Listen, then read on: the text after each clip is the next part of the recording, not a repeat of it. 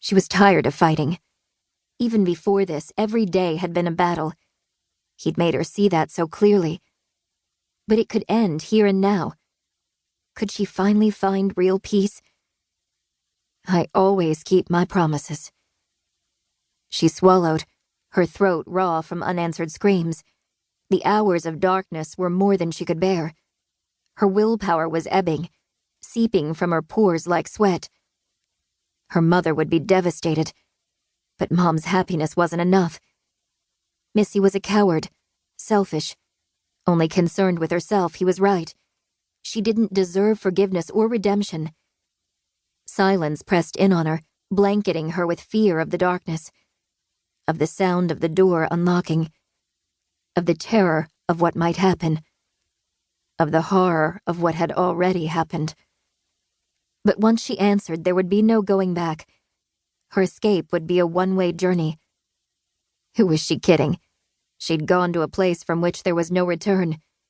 She might as well finish it. Nausea rose.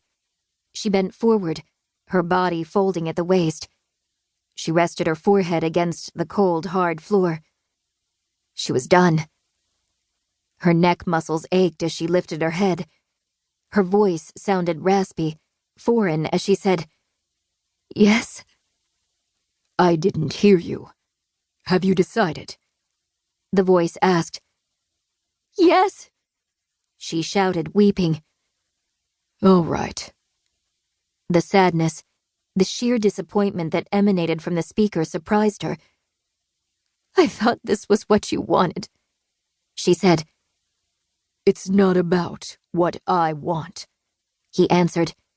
"You need to be sure. No mulligans." Anger and hopelessness swamped her fear. After all he'd done to her. "What do you want from me?" she screamed. Then her voice dropped to a frightened whimper. "I can't take any more. I'll do whatever you want. I just want it to be over." Nothing mattered except that it be over. Watching her in the monitor, her eyes and face tinted alien green in the low-light surveillance camera feed, he ignored her display of temper. Her voice weakened like the dying embers of a fire. "Please." He'd known this was going to happen today. Her predictability was underwhelming. Maybe if she'd resisted longer, he would have been interested. But she'd failed him in so many ways. She hadn't lasted 2 full days. Her breakdown had been mental rather than physical. He liked the dark, but it terrified her. He'd discovered that immediately.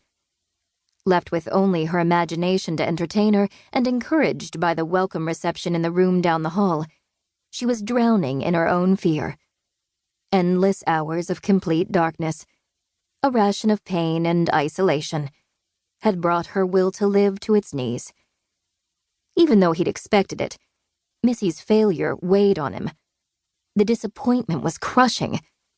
How would he continue? How could he not? He had a mission. She'd had her chance to prove herself, but she hadn't been able to stay the course. Somewhere out there was the one who could pass the test, handle the punishment earned. But it wasn't Missy.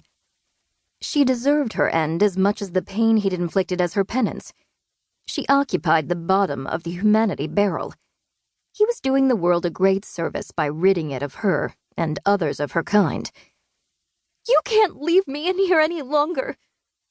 She lurched to her feet, lunged across the room, and slapped the door. "You promised. You said that if I cooperated, if I did what you wanted, that it would be over." He froze. She was right. This wasn't her fault. She couldn't change her nature, couldn't make herself more than she was. He should have known when she hadn't fought him. He should have known then she wasn't special. That she would fail his test. That she wasn't the one. He glanced back at the dark screen, the green-tinted eyes that stared into the lens. Unlike her stay, her death would be painless. A promise was a promise, and he was a man of his word. Even if a more violent death was completely justified. It didn't matter. He was done with her. Unlike her abduction.